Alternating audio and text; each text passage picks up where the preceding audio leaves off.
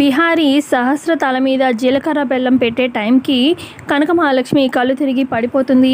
ఇక డాక్టర్ని పిలవడంతో ఇక డాక్టర్ ఏమో రూమ్లో కనక మహాలక్ష్మికి టెస్ట్ చేస్తూ ఉంటారు. ఇక ఇటుపక్క పద్మాక్షి పెళ్లి మండపం పైకి వచ్చి పంతులు గారిని అడుగుతుంది. పంతులు గారు, టైం అయింది కదా, ముహూర్తం టైం అయిందిగా అనగానే అవునండి అయింది అనగానే మరి జీలకర్ర బెల్లం పెట్టించేనా అని చెప్పి పంతులు గారు అంటూ ఉంటే ఆవిడ పద్మాక్షి ఏమీ అవసరం లేదు, డైరెక్ట్గా తాళి కట్టేసేయండి సరిపోతుంది. జీలకర్ర బెల్లం పెట్టే ముందు తంతు ఏం జరిగిందో అందరం చూసాం కదా, ఇంకేం అవసరం లేదు, కానీ ముందు టైం అయిపోతుంది కానీ తాళి కట్టించేయండి చాలు అని చెప్పి పద్మాక్షి అన్నంతో ఇక పంతులు గారేమో సహస్రకి తాళి కట్టమని చెప్పి విహారీ చేతికి తాళిస్తారనమాట. ఇక విహారీ లేచి నించుంటాడు తాళి కట్టడానికి.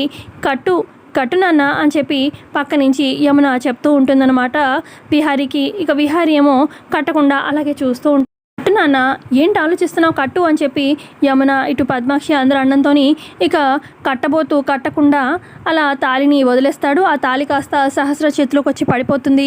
ఇక ఏంటి ఇలా చేశాడు అన్నట్టుగా అందరూ ఇటు పద్మాక్షి ఇటు సహస్ర యమున అందరూ కూడా షాకింగ్లో చూస్తూ ఉంటారనమాట విహారీ వైపు.